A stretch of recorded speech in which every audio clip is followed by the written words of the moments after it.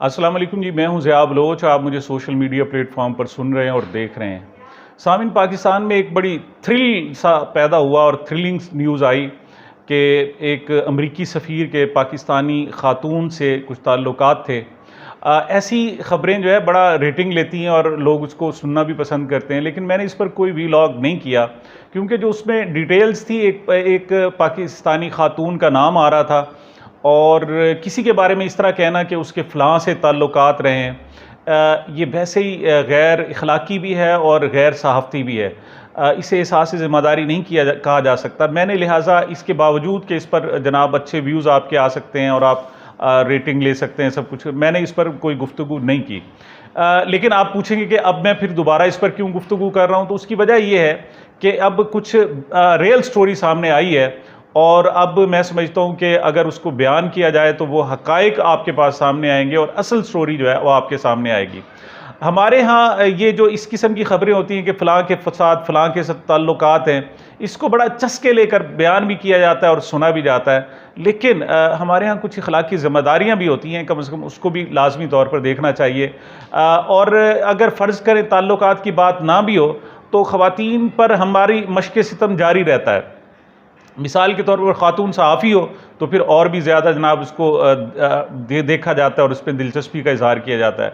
मिसाल के तौर पर हमारे जनाब सीनियर सहाफ़ी हैं मंसूर अली ख़ान साहब। मंसूर अली ख़ान साहब ने एक स्टोरी की।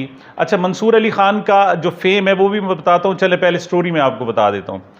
उन्होंने जनाब स्टोरी में एक ज़िक्र किया, ऐसे थ्रिल पैदा कर दिया जनाब कि क्या है जी, एक ख़ातून सहाफ़ी को उसके चैनल से निकाल दिया गया है और बड़ा उन्होंने जनाब उसमें पुरअसरारियत पैदा की और जनाब एक अंसर जो होता है ना जी, बड़ी अजीब सा पुरअसरारियत का वो पैदा किया और नाम उन्होंने कहा जी मैं नहीं बताऊंगा। जनाब उनके ताल्लुकात थे जनाब मरियम नवाज़ साहिबा से, हालांकि पहले वो कहते थे नहीं जी इनके जनाब ताल्लुकात जनाब नून लीग से या शहबाज शरीफ के साथ भी उनको जोड़ा जाता रहा है, कहा जाता रहा है जी कि उन्होंने कहा जी मैं मरियम नवाज़ का इंटरव्यू कर रही हूँ, फ़लाँ कर रही हूँ, तो वो नहीं कर सकी तो उनको चैनल से निकाल दिया गया। लेकिन साथ उन्होंने कहा जी मैं उनका नाम नहीं बताऊंगा। जब नाम नहीं बताया जाता तो फिर लोगों में तजस्सुस पैदा होता है, फिर वो कहते हैं देखें क्या बात। फिर उस पर दोबारा चैनल्स हुए, तारिक मतीन ने और दीगर ने बताया जनाब वो जो है वो गरीदा फ़ारूकी साहिबा हैं।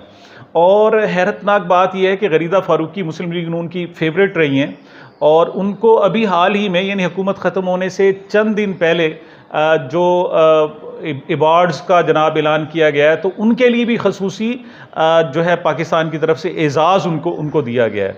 और नियो टीवी में थी जनाब, नियो न्यूज़ में, तो वहाँ नियो न्यूज़ है भी यानी अगेंस्ट पीटीआई है, प्रो पीएमएलएन है, तो वहाँ से बहरहाल उनको निकाल दिया गया। तो लेकिन तजस्सुस इससे बड़ा पैदा हुआ, पता नहीं कौन सी खातून है जी, क्यों निकाला गया है जी, इस किस्म की सूरत हाल पैदा हो गई। अच्छा, अब मंसूर अली ख़ान साहब पर आ जाते हैं। मंसूर अली ख़ान साहब क्या है कि वो आजकल लगे हुए हैं कि जनाब मेरे यूट्यूब पे जनाब व्यूज़ ज़्यादा आना चाहिए, मेरे सब्सक्राइबर ज़्यादा होना चाहिए। वो हर अपने व्लॉग में जनाब अपने बताते हैं कि मेरे इतने हज़ार 7 लाख और इतने हज़ार जनाब मेरे सब्सक्राइबर्स हो गए और मेहरबानी करके जल्दी करें जनाब, मेरा टारगेट है, पता नहीं उन्होंने क्या जल्दी टारगेट पूरा करना है जी, वो पूरा करें और मुझे जनाब सब्सक्राइब करें। खैर उनका एक वो अपना मामला है, लेकिन किसी के आगे हाथ धो के पीछे पड़ जाना जी, फौरी मुझे सब्सक्राइब करें जी, ये करें जी, वो करें जी, तो इससे साफ ज़ाहिर लोगों को अजीब सा लगता है और वो ऐसा सूरत हाल होती रही है। अच्छा, अब दूसरी साइड पर देखें तो जनाब क्या हुआ कि वो जो लफ्ज़ इस्तेमाल करते हैं उनका हालांकि पुराना जो फेम था वो था मेरे कप्तान, अगरचे वो भी टांट किया करते थे इमरान खान साहब पर मेरा कप्तान कहकर, लेकिन वो एक इखलाकी लबादा था, इखलाकियात के अंदर था और वो मतलब ठीक है, लोग उसको पसंद करते थे, ठीक है जी मेरे कप्तान कह के उनको उन पर तनकीद करते थे। लेकिन अब उन्होंने क्या कहना शुरू कर दिया जी, लौंडे लपाड़े लफ्ज़ इस्तेमाल करना शुरू कर दिया। ये वैसे ही मतरूक होता हुआ लफ्ज़ है, अगरचे बड़ा वो शेर है, आप कह सकते हैं जनाब के गालिब साहब का भी तो शेर है, उन्होंने इसमें वो लफ्ज़ इस्तेमाल किया है, मीर क्या सादा है, मीर तकी मीर का जनाब वो शेर या मीर दर्द का शेर है कि मीर क्या सादा है बीमार हुए जिसके सबब उसी अत्तार के लौंडे से दवा लेते हैं। उसमें जो लफ्ज़ लौंडा है वो आजकल मतलब मतरूक हो गया। ये बात दुरुस्त है कि आज से 1 सदी पहले तक ये कॉमन बेटे को लौंडा कहते थे जनाब, और बेटी को लौंडिया क्या कहा जाता था। लेकिन एक लौंडिया का एक और भी कंसेप्ट है। हमारे यहाँ जो पुरानी लौंडी होती थी, मतलब वो औलाद नहीं होती थी, और अरब के दौर में जनाब वो गुलाम और लौंडी का कंसेप्ट था। तो अब चूंकि वो गुलाम और लौंडी का कंसेप्ट नहीं रहा, लिहाजा लफ्ज़ भी मतलब बेढंगा और गरां गुजरने वाला, जो एक नफ्स सलीम होता है ना, जिसे कहते हैं जनाब ज़ौक़ सलीम, तबा सलीम, उस पर ये अगरचे कोई गैर इखलाकी नहीं है, लेकिन गरां गुजरता है, भारी लाजमी गुजरता है। तो अब उन्होंने क्या किया जनाब, इसको वतीरा ही बना लिया मुसलसल, लौंडे लपाड़े लौंडे लपाड़े। अब यार लोगों ने उनका नाम ही लौंडा लपाड़ा रख दिया है। मतलब वो आप क्या मतलब कि किस लफ्ज़ की प्रमोट कर रहे हैं। तो बहरहाल अब मंसूर अली ख़ान साहब इस हवाले से जनाब अक्सर स्टोरियाँ करते रहते हैं। तो अब ये ताज़ा स्टोरी जो भी थी, ये असल में वाशिंगटन पोस्ट की स्टोरी थी। उसमें जनाब उन्होंने बताया कि जो पाकिस्तान में साबिक सफ़ीर थे, ये रिचर्ड ऑल्सन थे। इस वक्त उनकी 64 साल उम्र है, और ये 2012 से 14 तक ये जनाब पाकिस्तान में सफ़ीर रहे, और फिर ये अफ़गानिस्तान और ईरान के हवाले से स्पेशल रिप्रेजेंटेटिव बन गए जनाब, और उससे पहले ये अरब इमारात्स में भी रहे। अच्छा, इनकी जो अहलिया हैं वो डेबोरा के जॉन्स, वो उनकी अहलिया थी जनाब, और वो अरब इमारात में सफ़ीर रह चुकी हैं। मियाँ बीवी दोनों सफ़ीर थे। अब उनके खिलाफ तहकीकात शुरू हुई हैं। तो तहकीकात मुख्तलिफ वालों से, एक तो ये है कि उन्होंने सफ़ीर रहते हुए कतर की और कुछ दीगर अरब ममालिक की कुछ उन्होंने डिप्लोमेसी में और उनकी प्रोपेगेशन में काम किया। एक तो ये था। अच्छा, पाकिस्तान के हवाले से जो इल्ज़ामात आए हैं वो ये हैं कि उनके पाकिस्तान में सफ़ीर रहते हुए कुछ पाकिस्तानी ख़वातीन से जिनसी ताल्लुकात थे, और अमेरिका के लिए बड़ी बायस हैरत है, क्योंकि ऐसा बंदा, ये उसका वीक पॉइंट होता है जो ख़ास तौर पर सफ़ीर होता है, और अगर इस किस्म के वो ट्रैप हो जाता है तो वो पाकिस्तान जो अमेरिका के राज हैं वो फाश हो सकते हैं, और दीगर उनसे प्रॉब्लम क्रिएट हो सकते हैं। तो ये अब सामने आया। लेकिन एक बात मैं बता दूं, वाशिंगटन पोस्ट के तहत भी ये उन पर बाकायदा कोई इल्ज़ाम नहीं है, यानी जिसकी इल्ज़ाम तो है, इन्वेस्टिगेशन इस पर नहीं हो रही। इन्वेस्टिगेशन जो हो रही है वो दो और हवाले उन हवालों से हो रही है जनाब। वो ये कि उन्होंने जनाब कुछ प्रोपेगेशन में, मतलब किसी फर्म के लिए खिदमात अंजाम दी, और कुछ टिकट्स लिए उन्होंने, मतलब एक यहाँ रहते हुए उन्होंने एक $18,000 का एक फ़र्म से टिकट लिया। इसकी तहकीकात हो रही हैं। दूसरा तहकीकात ये है कि जब वो अरब इमारात्स में थे तो उनकी सास को एक $60,000 का जो है ना वो दिया गया था, हीरो का सेट। उस हवाले से भी तहकीकात हो रही हैं। अच्छा, पाकिस्तान के हवाले से जो था कि चंद ख़वातीन से उनके ताल्लुकात थे। अब यहाँ तक भी बात हो जाती तो चले, लेकिन उन्होंने कहा जी ये खातून सहाफ़ी थी, मोना हबीब उनका नाम बताया गया जनाब, कि उनके साथ भी उनके ताल्लुकात थे। अब जब ये बात आई तो मैंने मुनासिब नहीं समझा कि इस पर किया जाए। स्टोरी मैच्योर हुई, वाशिंगटन पोस्ट ने जनाब उसकी डिटेल जनाब वो शाये की। तो अब मैं इस वजह से जनाब ये स्टोरी कर रहा हूँ क्योंकि वो मोना हबीब से रिचर्ड ऑल्सन ने बाकायदा शादी कर ली। अब वो उनकी अहलियाँ हैं। अब जब अहलियाँ हैं, उनकी शादी हो रही हैं, तो उनकी मतलब वो जो उनकी अखलाकी हैसियत है वो सेव हो गई, और अब उस पर बात की जा सकती है। अगरचे पाकिस्तान में जो असूल हैं वो अखलाकी असूलों के साथ साथ ये भी है कि इस्लामिक असूलों पर भी अमल करना ज़रूरी होता है। तो यहाँ पर अगर शादी से पहले इस किस्म के ताल्लुकात होते हैं तो किसी तरह मुनासिब नहीं है। लेकिन अमेरिका में शादी से पहले डेटिंग होती है और कोई उनको गलत तरीके से नहीं देखा जाता। लेकिन वहाँ मसला ये था कि वो एक शादीशुदा हो के ख़वातीन से ताल्लुकात रखते थे। ये असल में अखलाकी उनकी वहाँ सूरत हाल है।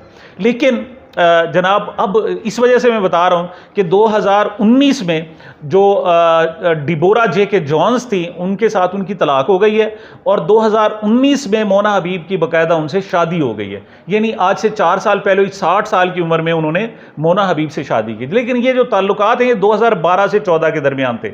वो इस वक्त बरतानिया से आई थी पाकिस्तान में जनाब, बहरहाल वो अपनी स्ट्रगल कर रही थी। इस दौरान उनसे ताल्लुकात हुए, और तो कहते हैं 12 से 14 तक रहे। जब 14 में उनको पता चला कि रिचर्ड ऑल्सन के और भी ख्वातीन से ताल्लुकात हैं तो उन्होंने अपने ताल्लुकात ख़त्म कर दिए। लेकिन चंद महीनों बाद फिर बहाल हो गए। 2015 में बहाल हुए दोबारा, और यहाँ पर ट्विस्ट शुरू हुआ कि मोना हबीब ने जनाब एडमिशन लेना था लॉ जर्नलिज्म के हवाले से।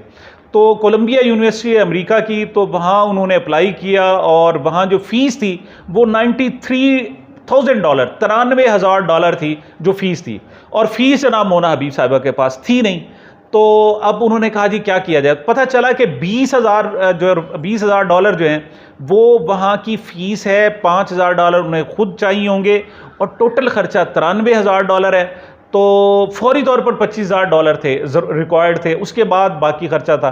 तो कहते हैं जनाब कि एक ये जो चूँकि उनके मतलब अच्छे मरासिम थे दोस्ती रिचर्ड ऑल्सन के साथ, तो उन्होंने अमेरिका में जो एक पाकिस्तानी निजात बिजनेसमैन है अम्माद जुबैरी साहब, उनको उन्होंने कहा जी इसकी फ़ीस अदा करो, और फिर उनके साथ जो तय पाया ये कि $25,000 आप इन्हें जनाब फौरी दे दें, और $50,000 जो है वो इनको बाद में जनाब आप दे दीजिएगा मोना हबीब साहिबा को कर्ज़ के तौर पर देंगे। यानी $25,000 गिफ्ट के तौर पर और $50,000 आपने कर्ज़ के तौर पर देना जो उन्होंने बाद में देना था। तो फिर भी ये $75,000 हैं, उनको जो रिक्वायर्ड थी वो $93,000 थे। बाकी बहरहाल वो बाई हैंड जो जिन्होंने भी दिया कुछ उन्होंने खुद अरेंज किया, और इस तरह जनाब उनका एडमिशन वहाँ हो गया। अब जो रिकॉर्ड बताता है कि अम्माद जुबैरी साहब ने, जो पाकिस्तानी ही जनाब बिजनेसमैन हैं, लेकिन अम्माद जुबैरी को 2021 में वहाँ इलीगल कुछ और करप्शन के केस में 12 साल सज़ा हो गई, और इस वक्त वो जेल में है। तो उन्होंने $20,000 जो कोलंबिया यूनिवर्सिटी की फ़ीस थी मोना हबीब की वो दी, और $5,000 का उन्हें चेक दे दिया, नेट दे दिया। लेकिन वो $50,000 जो उन्होंने कर्ज़ के तौर पर देने थे वो नहीं दिए। वो बहरहाल बाद में वो मोना ने साहब ज़ाहिर अपने तौर पर किस तरीके से वो अरेंज किया होगा, एक मरतबा अमेरिका चला जाए फिर बंदा वहाँ ख़ुद काम करता रहता और अपने बंदोबस्त करते रहते हैं।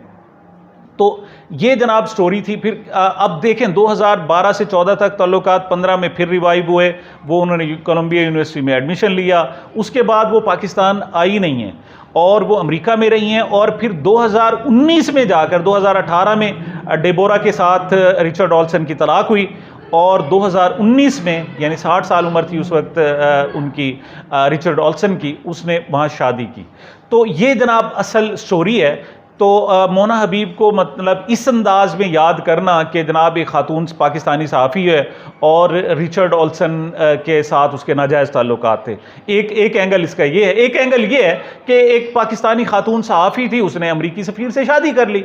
तो ये एक रिस्पेक्टेबल भी है, अखलाकी भी है, और उन्होंने शादी की, मतलब इस वक्त भी वो उसकी अहली हैं, बीवी हैं। तो उनको इस अंदाज में याद करना। आपको याद है कि हमारे जो एक एक्स गवर्नर जनरल थे, उन्होंने अपने बेटे की शादी पाकिस्तान एक अमरीकी सफ़ीर की बेटी से कराई थी। ये 1958 की बात है, 1958 50 से 60 तक का जो अशरा था, यानी छठा अशरा, छठी दहाई जो थी गुज़श्ता सदी की, उसकी बात कर रहा हूँ, यानी इब्तदाई वक्त था।